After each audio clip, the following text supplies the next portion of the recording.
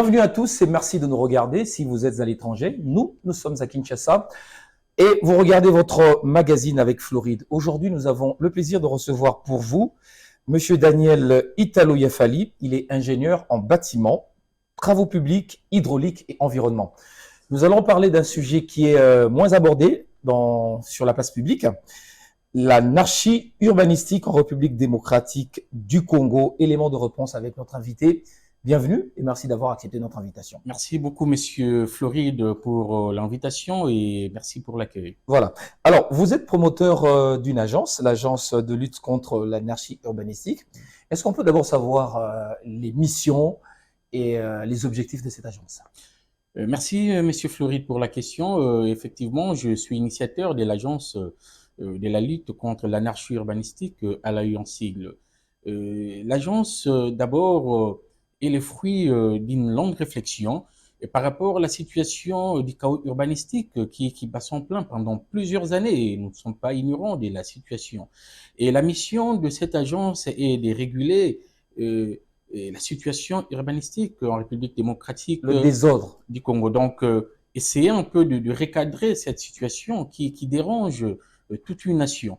Et nous le savons avec plusieurs constructions anarchiques à travers sur toute l'étendue de la République, les problèmes des inondations, des érosions. Et alors, nous avons essayé de réfléchir à long terme pour donner un peu des solutions à cette situation qui dérange le pays pendant plusieurs années. Voilà. Mais aujourd'hui, l'agence est créée, votre agence, que vous chapeautez, mais de l'autre côté, il y a le ministère de l'Urbanisme. Est-ce qu'il y a un rapport entre les deux? Déjà, je vais préciser une chose. L'agence, nous l'avons créée, oui, c'est vrai, mais nous n'avons pas encore les mandats de l'État. Ah, vous n'êtes pas une structure étatique. Jusque-là, mais l'objectif est que l'agence puisse être attachée à une structure étatique. Nous visons plus particulièrement la présidence de la République, la primature, à l'image de l'IGF, qui est en train de réguler dans les secteurs des finances.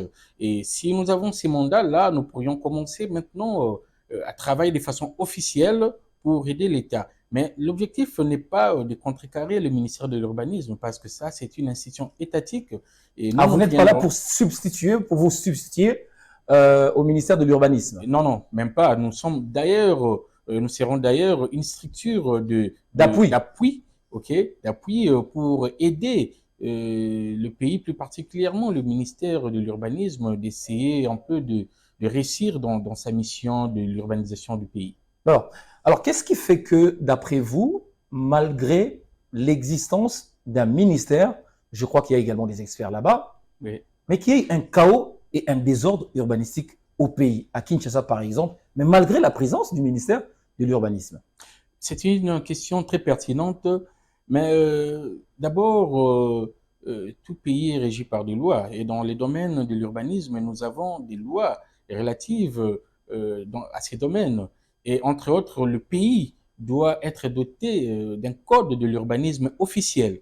Parce que le pays n'a pas un code? En tout cas, le premier code de l'urbanisme date de juin 1957, donc depuis l'époque belge.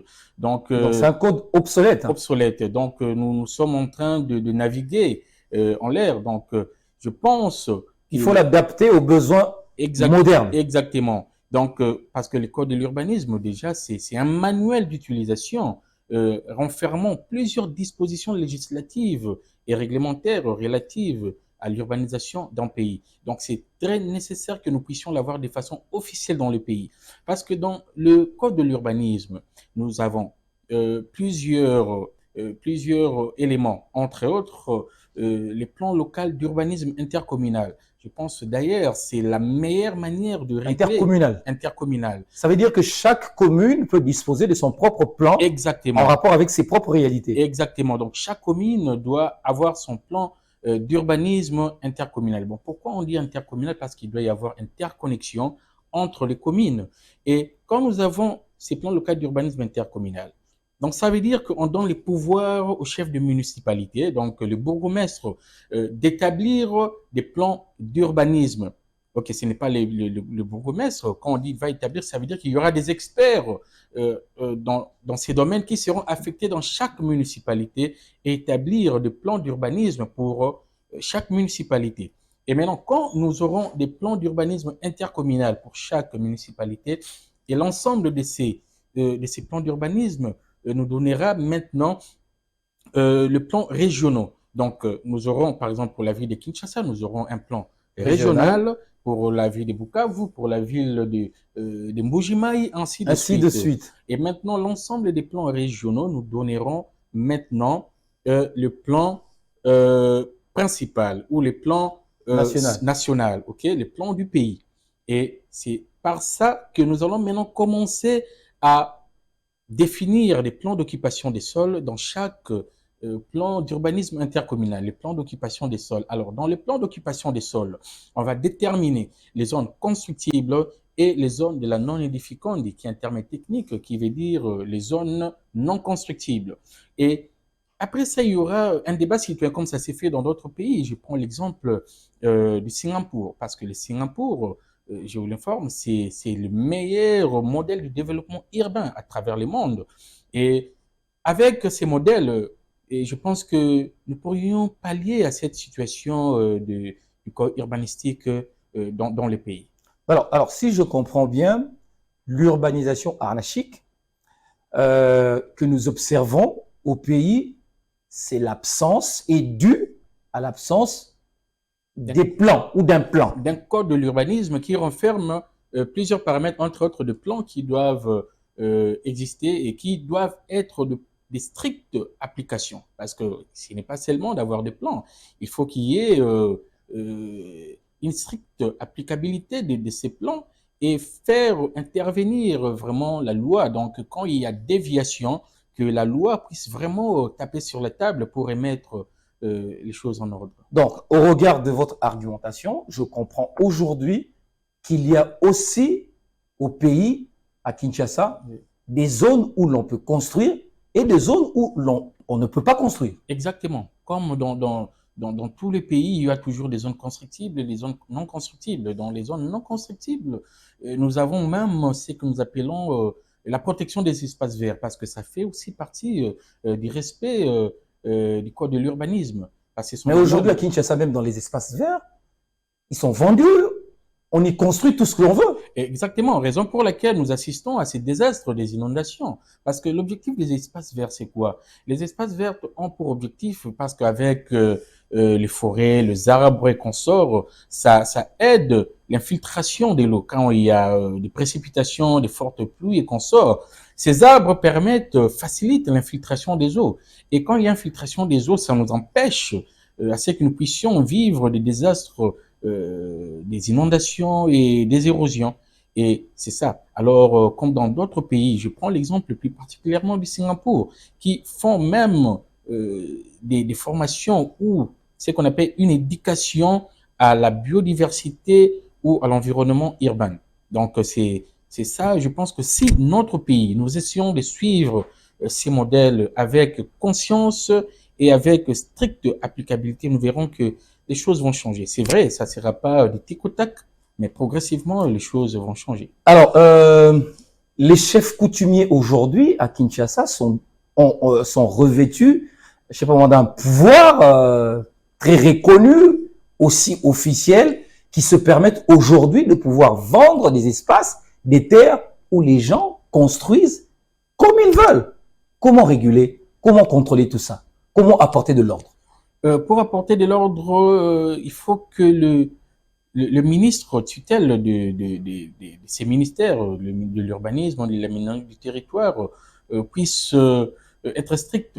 Donc, plus aucun chef coutumier, plus aucun lotissement sans tenir compte du plan d'urbanisme de chaque municipalité. Donc, avant de faire un lotissement, il faut voir est-ce que cela respecte le plan d'urbanisme. Est-ce que c'est une zone constructible? C'est une zone constructible ou c'est une zone non constructible? Et alors, je pense qu'avec... Mais quand les chefs coutumiers vendent, ils ne se réfèrent pas aux autorités. Hein. Et maintenant, je pense que c'est ça maintenant les problèmes et ça doit changer.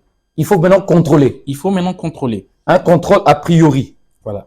Alors, maintenant, Qu'est-ce que moi, en tant que population, je peux faire lorsque on m'apprend, par exemple, qu'il y a un terrain où l'on vend des maisons? Quel est le conseil que vous donnez aux Congolais qui vous suivent dans ce cas-là? Les Congolais qui suivent par rapport à mon intervention, donc il faut suivre simplement la logique. Actuellement, d'ailleurs, s'il y a du sérieux, bien sûr, si réellement le sérieux revient dans ces secteurs, donc le ministère de l'Urbanisme ou soit dans les affaires foncières, on ne payera plus aux gens des terrains ou soit des parcelles sans pour autant avoir un plan d'urbanisation parce que moi je pense que tout doit être contresigné. Donc le ministère des Affaires foncières fait son travail et le ministère de l'Urbanisme valide. Quand Oui. le ministère de l'Urbanisme trouve que là où il y a morcellement, là où on a à vendre, ça ne répond pas aux normes de l'urbanisme, alors on ne vend pas. Mais alors, avec toute cette compréhension, aujourd'hui, j'imagine qu'il y a beaucoup de coins dans la ville de Kinshasa, beaucoup de quartiers qui doivent être détruits. Si nous suivons la norme, alors beaucoup d'endroits doivent être détruits ou soit il y aura une expropriation. Mais je pense que nous avons un gouvernement responsable. Ils ne peuvent pas détruire pour jeter les gens dehors. Et on doit simplement faire une extension des villes. Par exemple, la ville de Kinshasa, on doit faire une extension, construire des nouvelles cités et faire une relocalisation de la population dans des endroits sûrs. Surtout ceux qui construisent le long des rivières, les longs de... Voilà, les longs des rivières sans pour autant tenir compte de la distance entre une rivière et les constructions, soit tous les Tout ça aussi, c'est décrit dans des plans. Exactement, tout ça est décrit dans des plans. Et nous venons de voir cette catastrophe qui vient de frapper la ville de Kinshasa, par exemple, les et inondations. même certaines provinces. Oui, c'est vrai, ça, c'était. On dit que est-ce que c'est un phénomène normal ou c'est la résultante aussi de l'inconscience sur cette question? Sur cette question, d'abord, pour les inondations qui viennent de frapper la ville de Kinshasa, plus en particulier, ces phénomènes, pour ces cas particuliers, c'est un phénomène naturel. Hein. Naturel. C'est un phénomène naturel. Et mais je crois qu'il y a quand même eu aggravation à cause de l'absence des canalisations d'eau, tout ça. Exactement. Mais bon, canalisation, oui, mais d'abord, c'est un phénomène naturel. Oui. Parce que déjà, c'est prouvé scientifiquement dans les domaines de l'hydrologie, qu'avec de fortes précipitations, ça peut résulter à des inondations. Et si nous essayons de prendre un autre paramètre scientifique, nous avons ce que nous appelons la dilatation thermique des fluides. Donc, tout corps liquide qui est soumis à une température au-delà de sa température moyenne subit une dilatation thermique. Et cette dilatation augmente un cours d'eau en quantité, en hauteur. Et c'est ce que nous avons eu à vivre avec le fleuve. Le fleuve a augmenté en hauteur. Et cette situation s'est passée depuis la première fois, c'était en 1961, si j'ai bonne mémoire. Et ça, c'est la deuxième fois que nous puissions vivre cela. Donc, c'était un phénomène naturel, une catastrophe naturelle. Mais le premier bénéficiaire, c'est un peu dans un sens ironique, mais les premiers bénéficiaires de cette catastrophe, victimes sont ceux qui ont construit en dehors des normes. Voilà. Alors, est-ce que, par exemple, la commune de la Gombe, est-ce qu'on peut se permettre de dire aussi il y a de l'anarchie, une construction anarchique dans la commune de la Gombe? Bien sûr. Je sais ou seulement parce que généralement, on pense que c'est Lingwala, Bongafula ou peut-être Kimbanseke. Mais est-ce que dans la commune de la Gombe également, il y a des constructions anarchiques? Bien sûr et bien évidemment. Parce que déjà, je sais qu'une grande partie de la population pense que quand on parle de l'anarchie urbanistique, c'est dans des bidonvilles, des quartiers sales et qu'on sort. Mais l'anarchie, c'est simplement les non-respects des normes. Parce que même à Gombe ici, nous avons des constructions dehors des normes. Vous verrez, dans un endroit, il y a des maisons R+1 ou des maisons rez-de-chaussée. Mais quelque part, vous verrez des immeubles de 10 étages, 15 étages. Ça se fait pas. Ça se fait pas. Je vous donne un exemple. En Afrique du Sud, par exemple. Et quand vous êtes dans un quartier où il y a des maisons R+1, c'est des maisons R+1 partout. Et quand vous êtes dans vous ne pouvez pas vous réveiller le matin comme ça, vous construisez dans le R+1 Votre immeuble de 10 étages. Ah non, non, parce que vous pouvez pas violer l'intimité des C'est autres. pas comme ça que ça se Non, passe. c'est pas comme ça que ça se passe. Même si vous avez de l'argent. Non, non, c'est pas comme ça que ça se passe. Donc, je pense que cette méthodologie doit être adaptée sur toute l'étendue de la République et nous verrons que les choses vont changer, bien que ça sera progressivement, parce que cela relève d'un grand budget et il faut aller progressivement avec cela. Il y a également une question que j'aimerais vous poser en tant qu'expert. C'est la cité du fleuve. Oui. On dit que cette cité, elle ne devait pas être construite là. Voilà pourquoi il y a des inondations. Là-bas, même quand il n'y a pas des fortes pluies, mais c'est une cité qui est submergée par les eaux. Quel est votre point de vue par rapport à cette cité? Est-ce qu'elle est constructible, une zone constructible, comme vous l'aviez dit? Je ne saurais pas dire oui et non, si c'est constructible ou non, parce que si la cité a été construite suivant un plan d'urbanisme, elle a sa raison d'être. Alors, si elle a sa raison d'être, moi je pense que le problème est plus dans la réalisation, ok, dans la réalisation, parce que les niveaux des terres à sa côte et le fleuve aussi à sa côte. Alors, comme nous le disons dans les domaines de l'ingénierie, il faut considérer la situation défavorable pour construire. Alors, avant de construire, il devait considérer quelle est la hauteur maximale, quelle est la hauteur du cru maximal du fleuve. Quelle est cette hauteur que le fleuve atteint quand il est vraiment en période de crue. Et maintenant, c'est sur base de cette hauteur où le fleuve se surélève il pourrait maintenant surélever le terrain. Mais je pense qu'ils n'ont pas vraiment tenu compte de cela et donc pour laquelle ils sont en train de vivre toutes ces catastrophes et détruire les bâtiments. Je pense non, ils vont pas les détruire, mais ils peuvent trouver d'autres solutions entre le système d'endiguement. Donc, c'est-à-dire construire des digues. Construire des digues, ouais, les digues qui peuvent résoudre ce problème. Voilà, les digues qui pourront résoudre ces problèmes, qui empêcheront alors l'eau du fleuve. Et ça, c'est vraiment un projet colossal avec des coûts colossal, plutôt avec des coûts colossaux. Important. Ok. Voilà.